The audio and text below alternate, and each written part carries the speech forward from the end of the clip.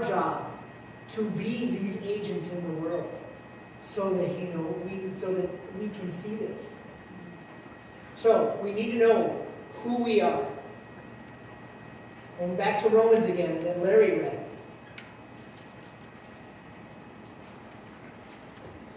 In verse 8, it tells you right here.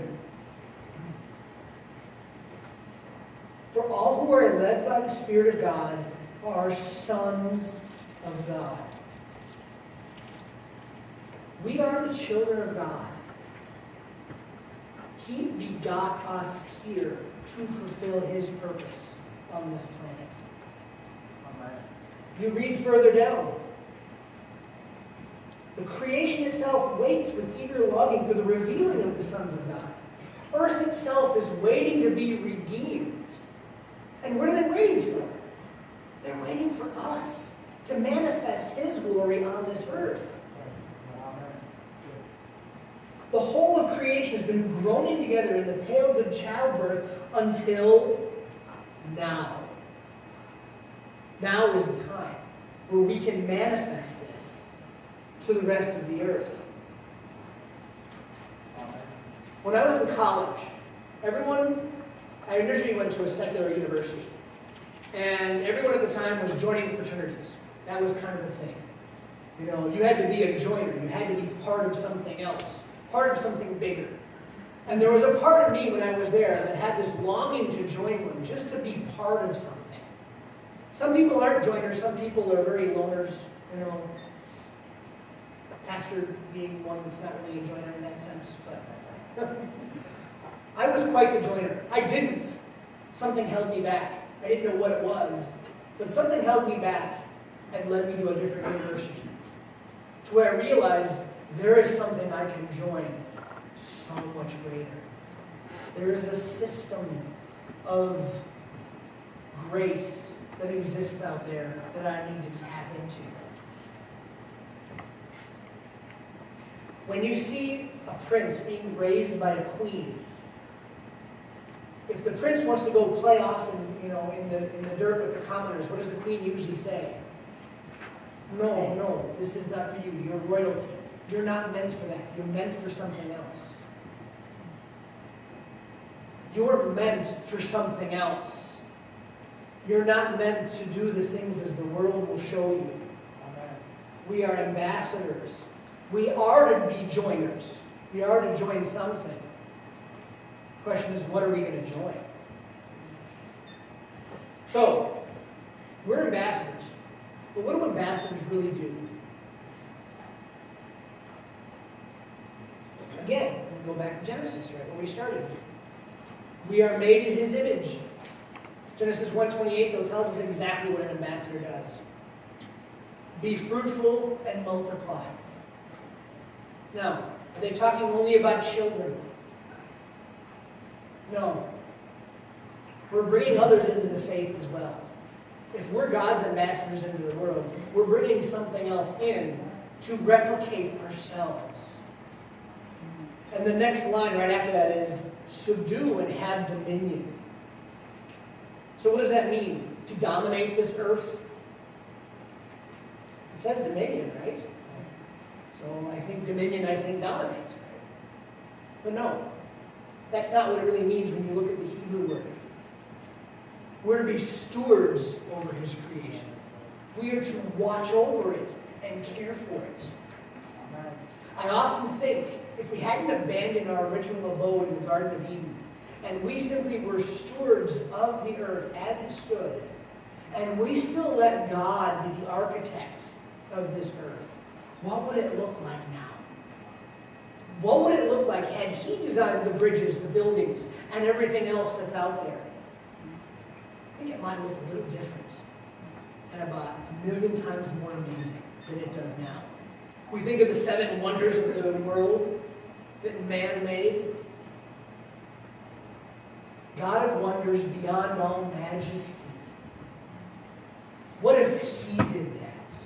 What wonders would we have seen here had we not abandoned who we are? So, the church, is here to help us. The church is three things.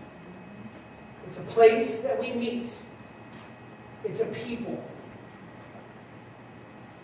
And it's a position we occupy as part of Christ. And it helps us do three things. Maintains our faith. It matures our faith. And it matriculates us to our true vocation. Which is sounding better to say it. Graduate is really what I mean. Because we are graduating people here to do something else out there. It's not just something we stay entrenched in our own little world. We help to understand our faith, we do things with it, and we move forward.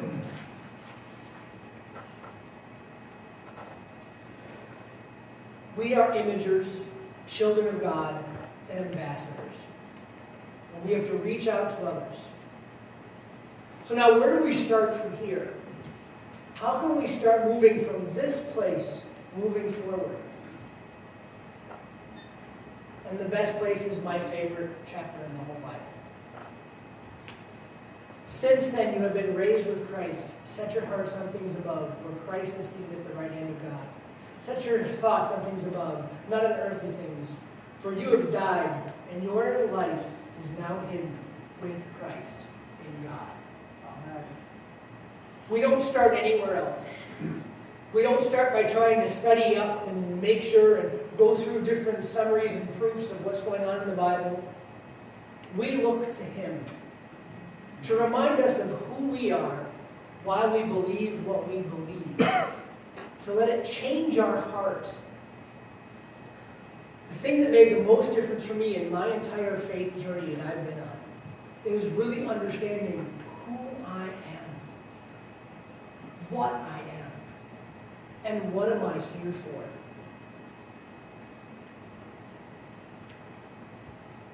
So, as the worship team comes back up, I want to ask you a few questions. Who are you? Do you know who you are? Do you have questions or doubts about who you are? And if you do, that's okay. As long as you keep searching and seeking. Who am I? What am I doing? And where am I going with all of this? The church is here to help you go through this. It's often hard for us to share our faith with different people because we're afraid of what they're going to say or what they're going to do. I remember working as a lifeguard on Lake Michigan when I was in high school. Listening to different people come up to the other lifeguards, trying to evangelize them. Listening to this one girl, I'll never forget what it was like. She went up to this one girl went up to the lifeguard there and said, "Don't you know if you keep acting the way you are, you're going to go to hell?" Do you think that influenced her in a positive way, in any fashion? Did it appeal to her at all when she has no frame of concept of where we're at? No idea at all. All it did to serve was to turn her off to anybody who's a Christian. We're not there to beat people down. We're here to bring them in. Amen. He is our shepherd. He is our king. He is our Lord. He wants to bring us into it. And as they start playing, if you still question who you are, or what's going on with you, or how do I share this, I encourage you, come forward this morning. The elders will come forward, and they'll pray for you. We want to encourage you to maintain your faith, mature your faith, and then graduate your faith to something that you do out in the world. It's not something we keep to ourselves. It's something that follows us our whole life. So if you have concerns or questions, or you need prayer, please come forward.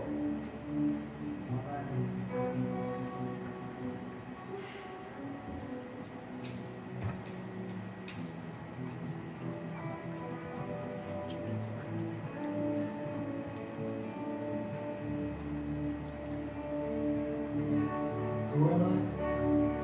I am a friend of God. I am a friend of God. I am a friend of God. You call me friend.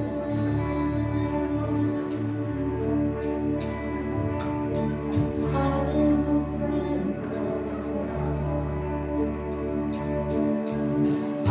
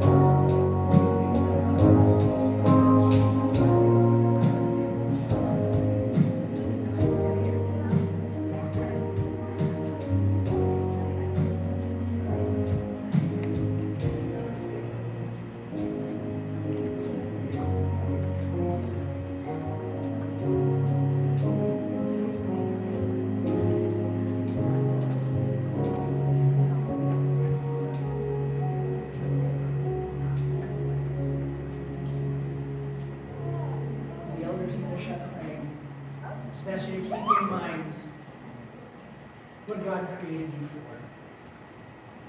What He created you to do. Not out of a works or performance thing, but out of something that He is calling us to. I serve and do things for Christ, not because it earns me a different position, but it means I get to love Him more with what I do. It earns me nothing but the love of my Father. So ponder this as you go through your week. Look for places where you can see what you were intended for. And read His Word so that it can remind us who we are. And I pray He brings it to all of us in greater fullness, in greater power, in greater majesty. Lord, be with every single person this week, that you would uplift their hearts, their minds, their souls, their spirit, so that they might be glorious in what they do. And that every presence that we can feel of you is felt every moment, no matter the menial task or the grand task we do throughout our lives. Let us practice your presence in everything we do, so that it is obvious to everyone. In your name we pray.